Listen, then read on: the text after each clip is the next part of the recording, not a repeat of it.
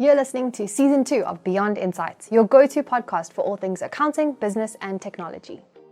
Unsure how to improve your leadership skills, or whether you're suited to being a leader to begin with? Looking for ways to build a stronger team or take better risks? Then stay tuned. From cybersecurity, blockchain, and AI innovations to sustainability, employee retention, and work-life balance, we've got you covered. We speak to knowledgeable and insightful guests from varied backgrounds, industries, and locations from all around the globe. From this multiplicity of thought, we strive to find solutions to our most urgent business problems. Whether you're a small business owner, an accountant, entrepreneur, or even a young professional looking to progress, this podcast is for you. Thank you for tuning in. Let's dive right in and go beyond insights.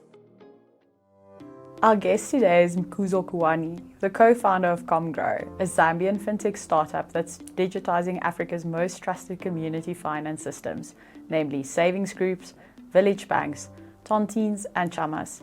ComGrow's argument is that these groups have always worked, they are just making them better. Thank you so much for joining us, Mkuzo.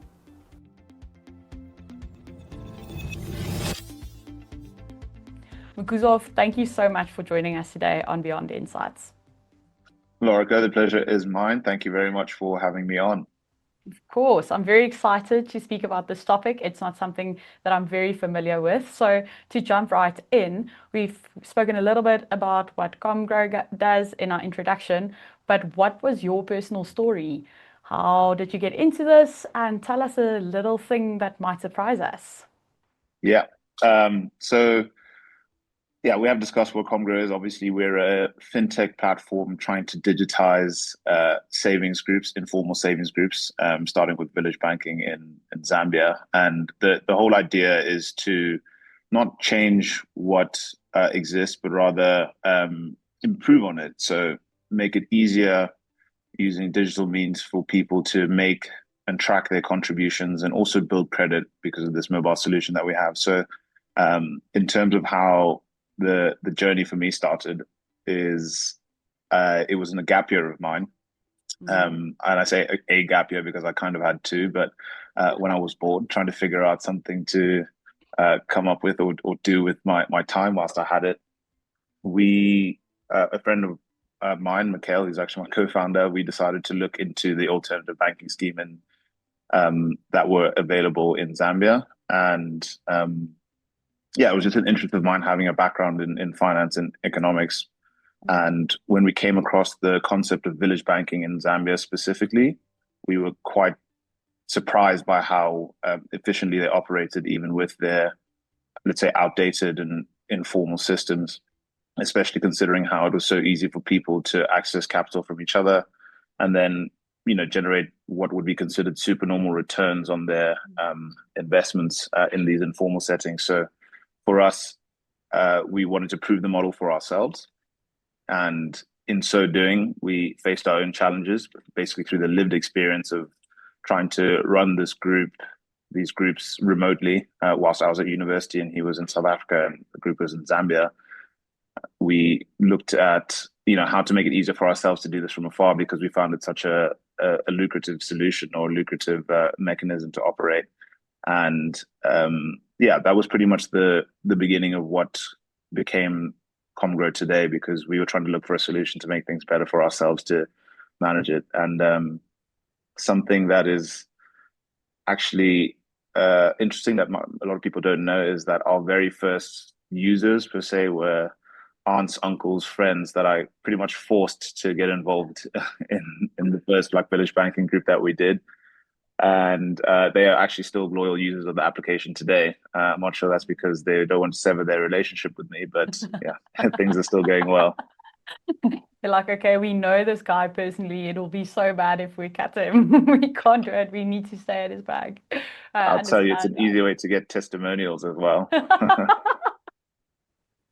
Like a little pro tip for entrepreneurs, just sell to people you know. 100%. Can always get behind that. I love that. Well, it's always good buying from people you know because you already trust them, right? They wouldn't sell you something that you can't use. So I think it's pretty solid advice. But For tell me sure. a bit more about how this group worked, because you were studying economics in the UK. You just said your co-founder was in South Africa. The actual group was in Zambia, mostly consisting of your friends and family at that stage while you were still at university. What did you learn from this initiative? What were the hard lessons? How did this work? Yeah, all very interesting actually, because the first time we came across it, I sat in a friend of my mum's group. She explained how these things work to me, and I said, "Oh, can I actually sit in one of your meetings?" So, just an overview of how it works for clarity's sake is basically you'll have a group of people within your community, or people that are known to you or close to you. Usually, these groups are formed with 10 to 30 people. And what you'll do is you'll agree a set of rules, which is called a constitution, which is basically what governs how the group operates.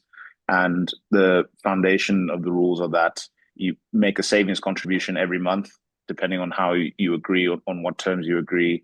You're able to borrow against your savings, and you repay those loans with interest. And effectively, that's how the fund grows every month. So it's a very simple, pretty much like a banking model, except it's a member owned and operated bank. So only the people that are part of the group can contribute to it and take money out of it. And that's how the fund pretty much grows. So when I went and experienced this firsthand and was seeing large sums of physical cash being exchanged between, I think it was about 28 women who were, they've been doing this for quite a long time. And it was for me being, I think I was 19 at the time, seeing all of this cash and exchange hands in the space of an hour was quite something to see. And when I got on the call with Mikhail afterwards, and I said, we have to give this a go. We have to try this because it doesn't make sense how they're able to borrow money at, let's say 10% on the simple interest and then generate something in excess of like 50% interest on their savings by the end of it. So we decided to try the same thing. And this is where the challenges actually came in, because it was towards the end of 2019 when we started, and we went completely traditional in how it's most common to do this at the time anyway. This was, everything is done with pen and paper. You like sign your constitution like with your actual signatures. You're meeting once a month with your cash or contributions, whether it's your savings or your repayments, and you're leaving with physical cash when you take out your loans. And usually what happens is it's a 12-month cycle. So you meet once a month for 12 months, and on the 12th month, you get all your cash out. And I remember the times that I was at university and I'd been back home for the holiday, I managed to stay for some of the meetings. And at this point, thank God the people that we had in our group had become so used to the system. It was some of the challenges that we faced in the group was that some people couldn't make meetings, and there was an executive committee being a chairperson, treasurer, and secretary who pretty much run the operations for everyone else in the group. Comms are done on WhatsApp. The accounting, which was a really, really big part, an important part of it, is done on an Excel spreadsheet. So we had a banker in charge of that, and it had to be right because they were a banker.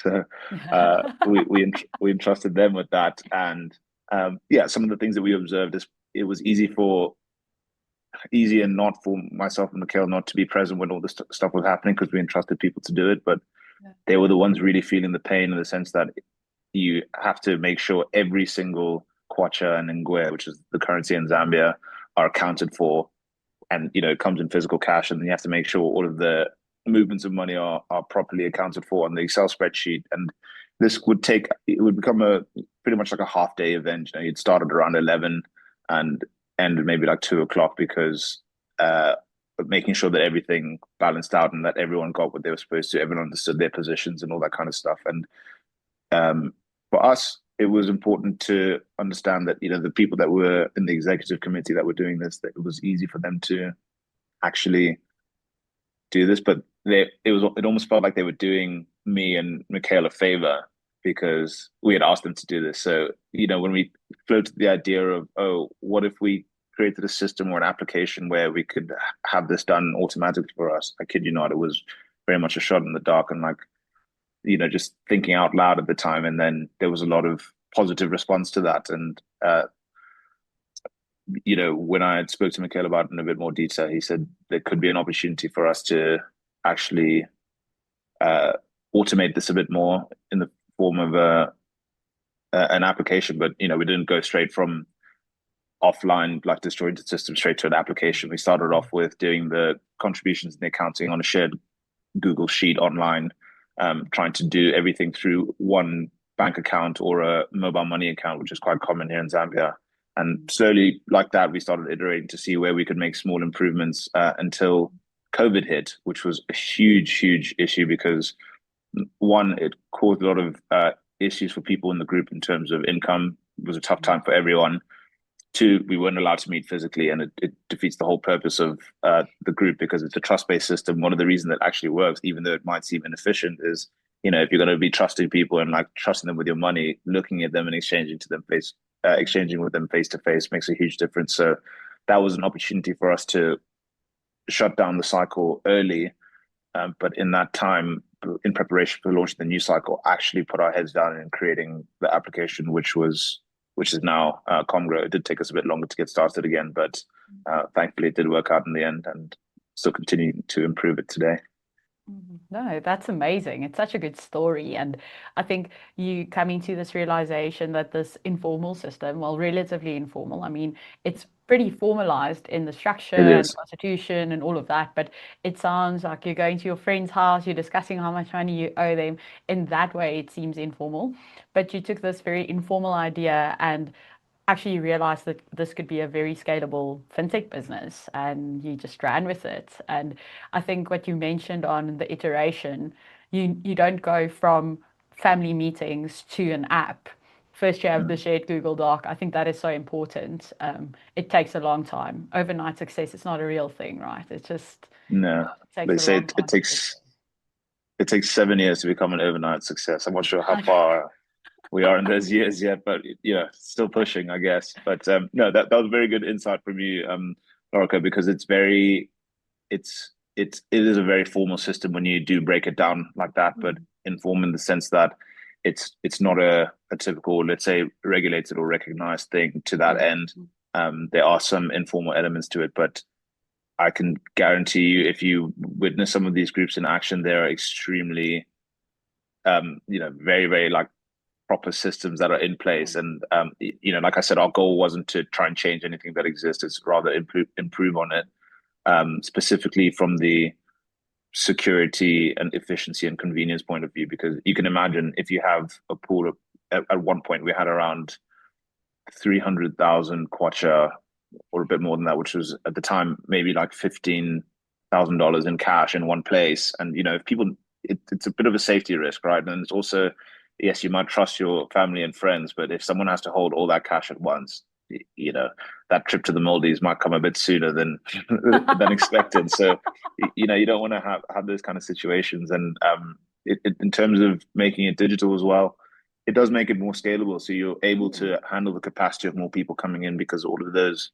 administratively demanding tasks are automated. And that's how, with this like bespoke financial management system for these groups linked to a payment system, there's no room for human error or manual error. All the accounting is automated, and it's linked to as and when you make a payment. So it brings back the enriching and like cultural and, let's say, social aspect of the group, because instead of spending 4 hours trying to get the transactions and all of that done, everyone meets in one place. You can get it done in 10 minutes, and you can spend the other 3 hours 50 chatting about what you're using the cash for, or whatever it is. Do you know what I mean?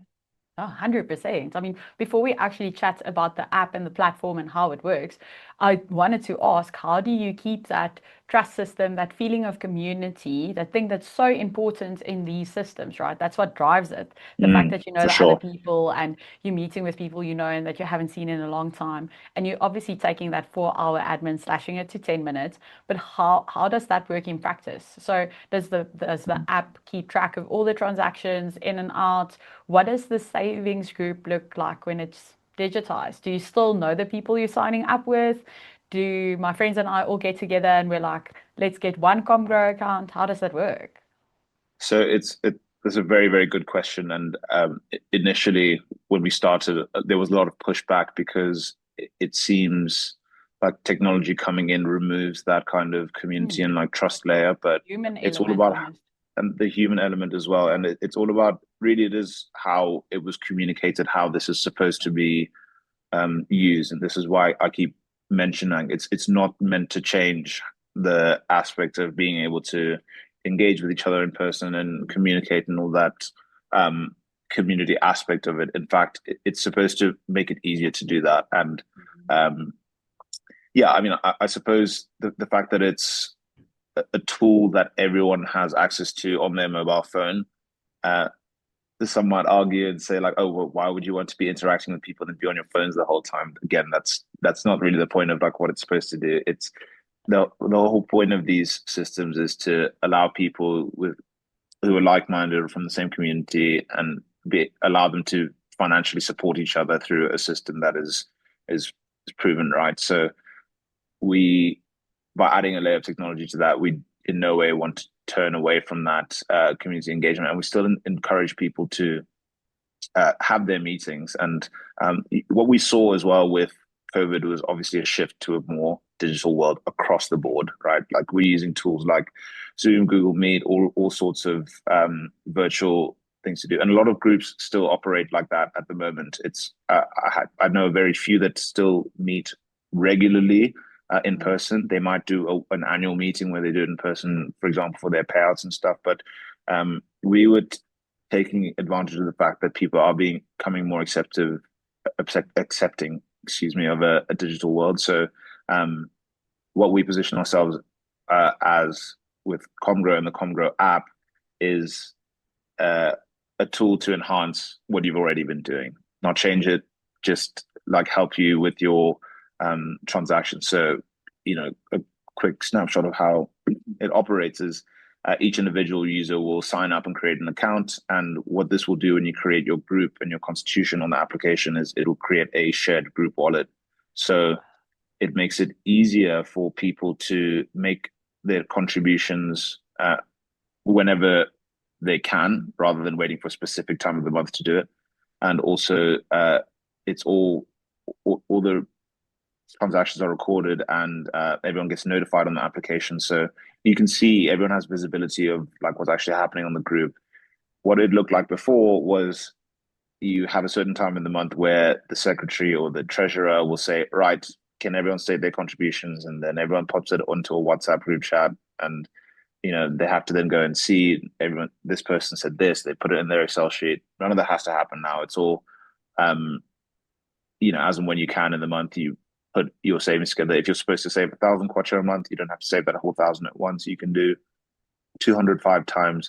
Just trying to make it more convenient for people to do.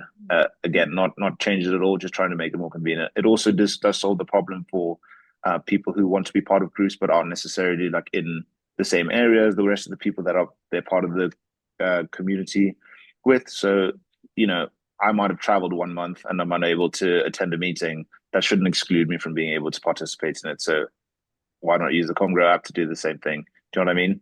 So 100%. It's purely a tool to facilitate the kind of activities that people have been doing. And yeah, sometimes it does seem, initially it did seem like people were resistant to it because it would take away from that element. But I think that was a good opportunity for us to shift the messaging and what we were trying to do, because a fundamental thing, like we said just now, is that you know the people that you're doing this with, and the group formation on the application is set up such that when the group chairperson or the group admin actually creates the group, they will only invite people that they know. So you as an outsider can't identify a group and say, oh, I want to be part of this group. That's a huge security risk, which is why we've intentionally not allowed that to happen. So if you are someone who's looking to be part of a village banking group, you can't just join one. Although we don't want to make it exclusive. So, there are people who do want to start village banking, but they don't have anyone to start it with. So again, the beauty of our technology is that we can, figure out tools or ways to actually be able to match people in a limit the risk as much as possible, so that people who have like-minded interests and like-minded genuine interests is a very key thing there, to connect them and then allow them to form groups. And again, that's much more easily done with the technology that we have, rather than people trying to get it done just by meeting in person. So yeah, that's important aspects to note as well. Oh, I love this. This is a mashup of what my granny had. She had this black book to like document who owes who money in the family. Yeah, So that's happening live with notifications. You guys are matchmakers. If I don't have any friends close to me I can meet with, I can join or say that I'm willing to join a group and I can find like-minded people, as you were saying. I can now attend my meetings without physically being there. It's a WhatsApp group chat in the sense that only admins can add yeah, for participants. sure. No, it's very cool. I'm very sad that I'm not in Zambia at this stage. Don't speak Is too it soon. I mean, open? Yeah, I the wanted power to of say, technology. yeah, might get us to Um, South Africa really quickly. yeah, I mean, it's definitely. Uh, I mean, the system foundation exists across the continent, right? And it's existed for quite a Exactly. long time.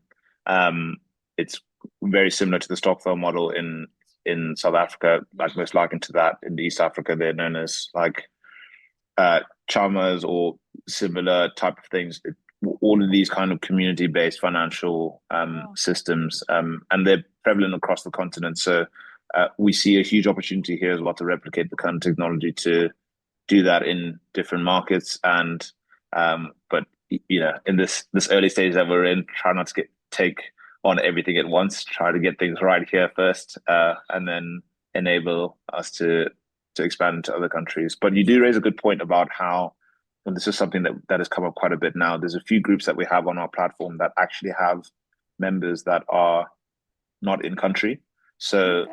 um, in terms of their being able to register, yes, they have been. And in terms of transacting, they are able, but you are only able to transact with local mobile numbers. So some do have people do their transactions on their behalf. I mean, there are workings around that, but we are looking again to solve this kind of issue of being able to allow Zambians who are in the diaspora to be able to participate in their savings groups back home.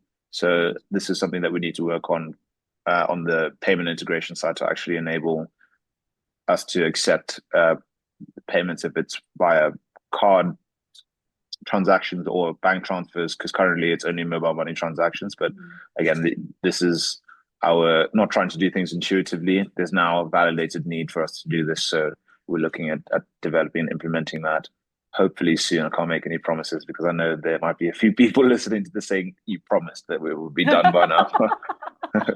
You promised. No, G sheet first, and then we move on to app. It's not. We do it Yeah, step by step. step Are by you step guys indeed. seeing, like you spoke about the Zambians in other countries now and being away from home, still being able to participate? Are you seeing a specific mix of users, or most users in urban settings, or most in rural settings? How does that work? Or aren't you picking up any specific trends in your user base? So there's I can tell you this, when we started, we have learned a lot about the market, let's call it the village banking or informal savings market in Zambia. And to be honest, there's not been that much comprehensive data on it that's been available. So it's been a lot of different projects or studies that have been done.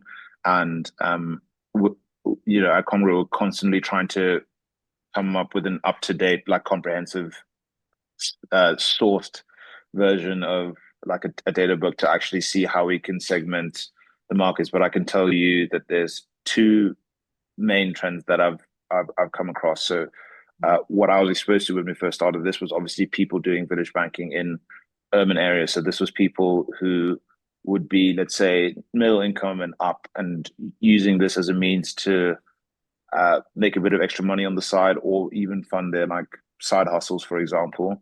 So I'd say that's the urban peri-urban segment, and this is why we actually have it deployed on smartphones, because these are the people that we were exposed to first. But upon doing more research, we realized how much of a bigger like market we were actually serving, like a bigger problem that we were solving, because there are people in the rural areas who don't actually have access to formal financial services that rely on systems like this to make ends meet. So this is, this for them is their only way of actually accessing capital, or having access to some form of investment vehicle, because they don't have access to banks. They're also a bit fearful of how like banks work. For them, physical cash is like very, very important, and like seeing like they have their money. Even the transition from physical cash to mobile money was a huge transition. But the fact that we're leveraging mobile money to try and deploy this system is hopefully, and this is an intuitive thought, so it might be a bit risky, but hopefully something that we can use to like win them over and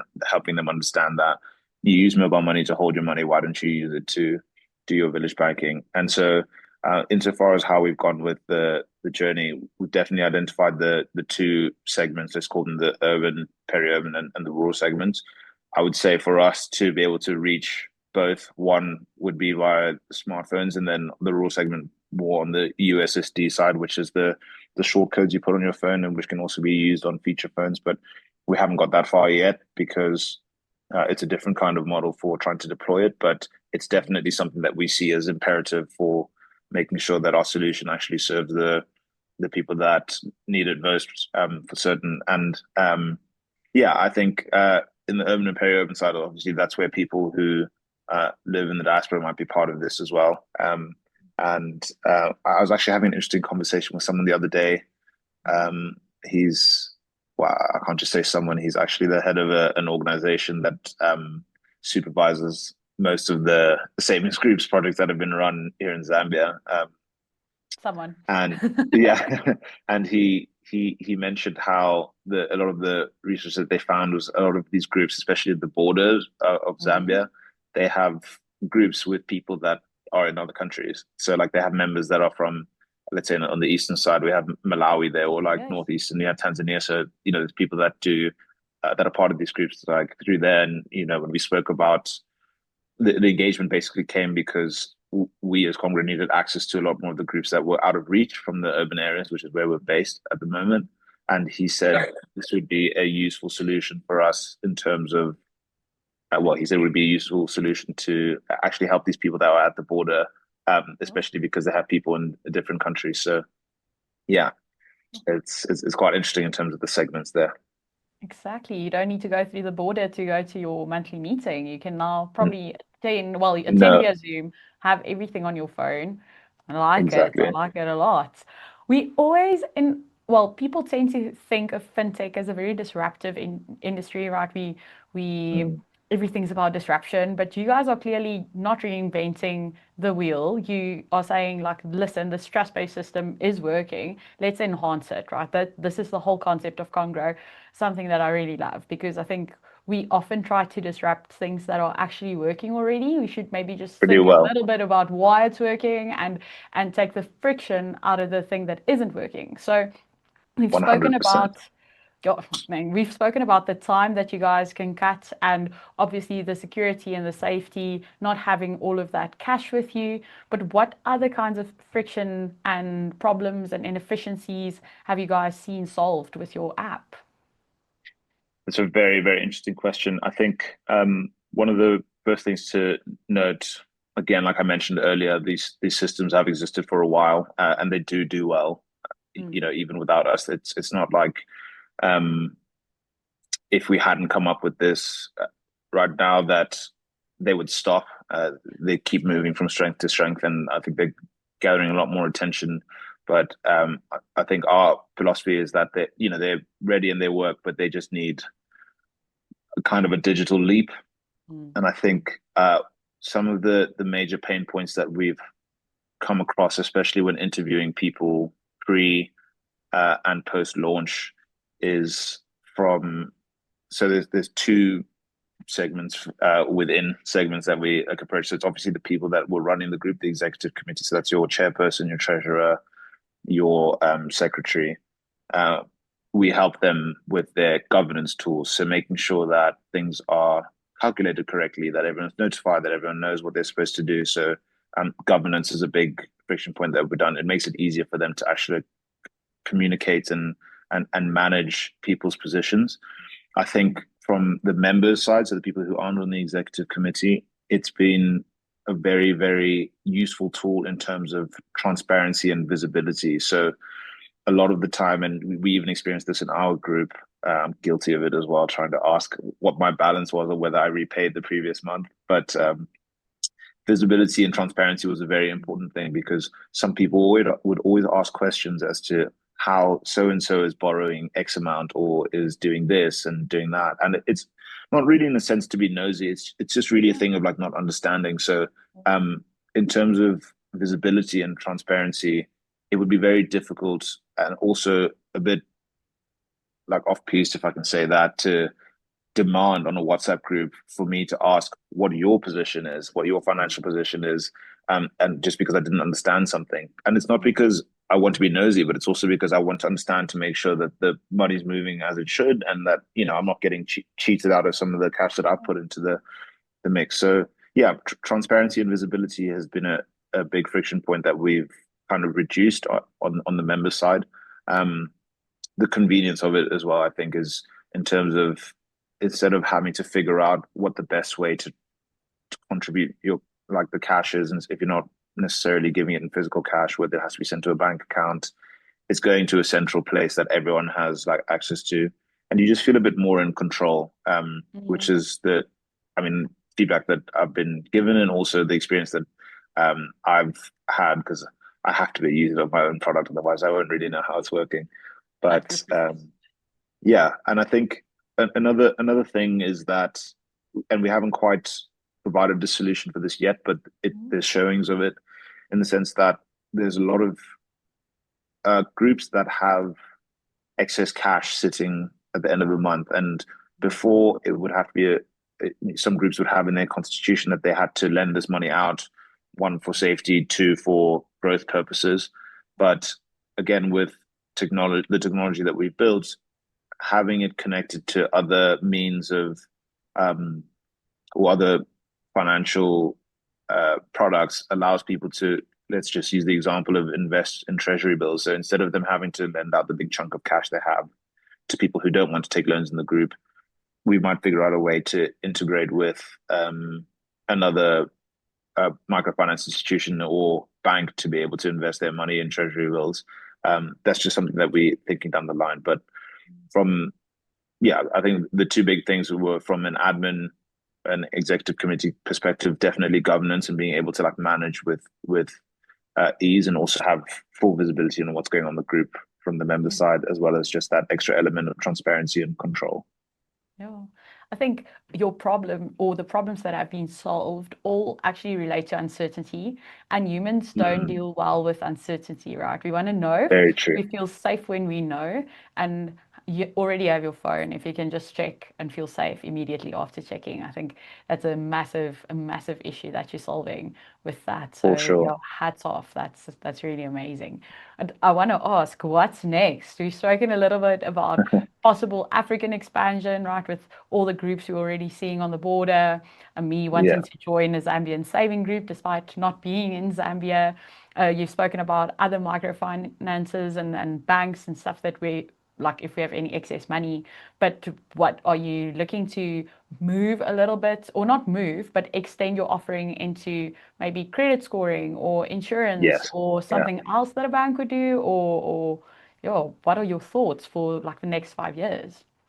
So there's a lot obviously like brewing in the pipeline, and I think our immediate next steps, like I said, we are still early in our journey, but I think the approach that we've taken so far is definitely to follow kind of the lean startup methodology. So it's very, very user focused, and actually making sure that we're building what people, what the users want, especially because we're not trying to reinvent the wheel. We can't be intuitive. It's a bit risky to do that. So our immediate priorities of the next like 6 months to a year, definitely to improve the current tech stack that we have, offer better means for transaction options, not just the availability or the options to transact, but also the limits. So definitely enable people to do more with what we currently have. There's a few features obviously that we've listened to our users who are pressing us to implement. So we're quietly working hard on getting those out, just to make the application, again, like reduce that uncertainty that you were talking about, make it a bit more make them feel a bit more in control, and make things a bit more transparent and more certain to that end. But longer term, there's a lot of opportunity that can come out of this, and this is been a big conversation that has happened, that has come up the last couple of weeks, in terms of the model, because you know, I've been speaking to a few investors recently, and they've asked us about the sustainability of what our business model looks like, because it's a system that is supposed to help groups that are low cost. And obviously there is a charge that comes to using a piece of technology. So we have to think very, very strategically about how to make it sustainable, and coupling that kind of long-term vision with listening to what people want. In its current instance, for example, people can't do anything with the money from the application. They have to move it out of the application to be able to spend it in the open market now. We are looking at ways to actually like create that, and this is why the goal is to actually see how we can create an ecosystem where the money can be used in different ways and means by the users and for the groups. So definitely looking at ways that people can have access to their cash personally, not just within the group, and then be able to use it in the open market. We've looked at, in terms of the sustainability of the model, you'd mentioned credit scoring there. It's like you read my mind. But again, this is a very, very important part of it, is because foundationally, again, this informal savings group model is something that a lot of people in underserved markets use. So one of our big pointers and things that we strive for is using this as a vehicle to include people into the formal financial system using something that they're used to. So a few challenges here and there, like getting in there, but the goal is to improve a system that exists and use that as a way to kind of get them into the formal financial system. And by virtue of using our product, you're obviously creating a digital financial footprint. And what comes with that is data. So long term, the data is a very, very big asset for us and for the users, because without, data is what allows people to categorize someone's risk status. And I can tell you there's so many people that are not necessarily like visible on the map that have so much more financial discipline than a lot of people that get loans from banks, right? It's just because the banks are able to say, well, I know that X, Y, and Z has this, earns this, does this, but because they don't know about the person who's not on the map, it's an immediate no. It's an immediate, like, it's too risky, even though it's just because they don't know. And that's no fault of the bank or the microfin or anything like that. So we see ourselves as again, a facilitator in that sense of enabling people to have access to the wider financial market. And that's obviously leveraging the data, the financial data that they have through these systems. And beyond that, we're building this financial ecosystem with people in their savings groups, with their individual wallets, with their being able to spend their money, being able to share money with other people, being able to send it across borders.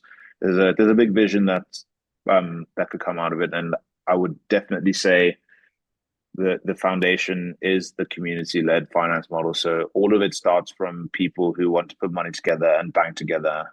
Everything else is kind of I wouldn't say a byproduct, but like as a result of what the foundational element is. Like if it were a personal wallet, it's because they started here. If it were that they want to make an investment, it's because they were able to get their money from this top layer. So our focus is really to build and improve on that community finance aspect. And it's not just limited to village banking, but we're trying to get it right with that first. But yeah, longer term, we're trying to build a full financial ecosystem based on this community finance model. ComGrow is actually short for community growth, if you didn't pick that up yet. Oh yeah, I wanted to confirm that. I just assumed it when I Googled you guys, but great for confirming. Thank you. And I think what you are doing, it's such an amazing thing, because essentially you are enabling people who weren't previously able to participate in the wider financial market, as you said, because they are unknown, not because they are untrustworthy, not because they will be bad at it, just because you don't know who they are, literally, physically, right? And you're essentially building a reputation for them, for the market, because now when they go into the market, they've already been on ComGrow. You can prove that they've participated in the scheme for years and they are worthy of getting a loan from a more formalized financial institution. So it's great 100%. because when you're just doing the monthly meetups in your aunt's house, no one can really prove that you're participating. But now we have a digital like paper trail, I almost want to say. Exactly. Yeah, that's totally Other, right. yeah, like a trustworthy app can confirm that you have participated and that you're doing well at it. And yeah, I think that is such an amazing thing and so important for our continent, right? Yeah, great Indeed. work, great work. Thank you. No, Yeah. it's amazing. So very informative as well. I want to ask you rapid fire questions because that's one of Yeah. my favorite parts. I get so many good recommendations from this section of the Yeah. podcast. So the first thing, obviously, as you said, you use ComGrow because you have to use your own app, and I fully agree with that. But what other piece of software can you not live without? um, ChatGPT, 100%. It's become my best friend. Sorry to make it a mundane answer, but the capabilities that tools like ChatGPT have. I have tried a couple of others. I am trying to get into the uh, Claude and definitely staying far away from Grok. But I will say ChatGPT, especially because I've gotten quite used to it and learning more about how you can make custom GPTs. It really makes me quite efficient in a lot of the day-to-day things that I do. And I'll definitely say my Notetaker, the Fireflies Notetaker, is very useful, especially when you're having like meaningful conversations with people. It's very difficult to like keep track of like taking notes, but those two as a combination is very, very deadly, I'd say. 100%. I recently, it was in this week, I opened a Google Doc to take notes in a massive meeting, and I was like, Lorika, why are you being so stupid? You have tools that you regularly That you use can to use start the this, note yeah, taker. This is not hard. exactly. So I think that was a great answer. Just taking that admin and being able to actually actively listen in the meeting and the discussion, Yeah, and also having record of it, right? That's the best 100%. part. And then with regard to books or podcasts, what have you recently read or listened to that you absolutely love and would recommend? Um, so in terms of podcasts, I Mm. listen to the FT news briefing every day. It's like a very core part of my morning routine. That's just to keep in touch with what's going on in the business world. Mm-hmm. I try to listen to the global news podcast, but sometimes I can get a bit morbid. So I stick to the FT news briefing, and also I quite like the soundtrack they have in the back. It's a bit funky, and there are a few other podcasts I listen to. 20 VC by Harry Stebbings. It's just gotten better and better over the years, and he's someone who's a visionary, someone that I actually like look up to in terms of his success as an entrepreneur. And he created one of the world's leading VC funds on the back of a podcast, and I mean that's just amazing. It speaks for itself. If he ever listens to this, I hope he accepts my connection request on LinkedIn. Still waiting for that to happen. And there are a few personal like self-help ones that I listen to as well, but I'd say those are the 2 to 3 main ones I listen to on a daily. Oh, fantastic. I'm definitely gonna go listen to all of them. Sounds amazing. Add them to the little morning routine, right? Yeah, after For your world sure. news update, you listen to Yeah. all the FT others. news briefing is good. It's quite it's like 10 to 12 minutes, so it's very quick and easy to listen to. Yeah. Just the headlines, right? Just understand what is Yeah. happening in the world today. I love that. Yeah. Yeah. What is the most valuable lesson you've learned about building a business in Africa? Oh, um, constantly learning lessons for sure. But I think I've been very grateful, like very privileged to be able to have been educated abroad and like have traveled a bit. So I've seen a lot of like how different economies and cultures work, and it's no secret that a lot of Western economies seem to be doing a lot like more and quicker. And I think in Africa, one thing's important to note as well is Africa is so big and diverse. I would actually say it's maybe 4 to 5 different kinds of economies in one. The way East Africa operates compared to like Southern Africa, compared to like West Africa, it's all, there's similarities, but on a on a certain level, they operate at a very different like kind of spectrum. But because I have more experience in Southern Africa and in Zambia specifically, I would say things move at a very different pace to the rest of the world. So patience is something that a lesson that I've had to learn very quickly. But it's also resilience. It's not as black and white, and it's not as straightforward as it might seem when you begin your journey. And I think it's important to just have faith in the mission and like keep making that bet on yourself, but also remaining patient and staying resilient, because I'm still early in my journey, but a lot of the challenges that I've faced have been opportunities for me to take a step back and look and see how things could have been done differently. And the situations present themselves again, and they're much easier to like handle in that kind of instance. So resilience is definitely key. I keep telling stories about how if you can make it here, it's a walk in the park if you do it anywhere else in the world, to be honest. So I'm still hoping for that day, but yeah, we stay committed to the mission. But yeah, resilience and patience are definitely big lessons, and that I continue to learn. Yeah, just great virtues to carry with you going forward, right? For sure. It will help you everywhere in life. Yeah. And then lastly, if there is only like one sentence, one key takeaway, one thought that listeners should be taking away from this conversation, what would it be? I would probably say, back yourself. I mean, it's a very difficult like world to be an entrepreneur, and it's not a secret that you don't get. I mean, you get support from people, of course, and I'm very grateful for that. But if you yourself don't have the conviction in what it is that you're doing and like how you're able to like execute things, there's not really like much to ride on when things do get tough. So you've really got to be very much in your own corner. And that's not to say you should try and do it alone. It's just it's a very good leading indicator for how far you go, depending if you make a big bet on yourself. That's probably what I'd say. Still waiting for mine to pay off, but yeah. Hopefully I don't regret that phrase. Oh, I'm sure it will. We look forward to the future and seeing that. And wishing you all the best on your journey. Thank you so much for joining us. I think your work with ComGrow is such a powerful reminder that innovation isn't always about disruption. It's about listening to what the community wants and what they already know and what they've already implemented, and just finding a way to strengthen it and to enhance it and to make their experience better. And if we're solving that type of problem, we can build a really sustainable business with it. So yeah, thank you. For sure. Lorica, thank you very, very much. Interested to see how things go from here. Oh, we look forward to following you. And to our listeners, if you enjoyed this episode, please be sure to subscribe and share it with someone who cares about inclusive finance, tech for good, and then the future of fintech in Africa.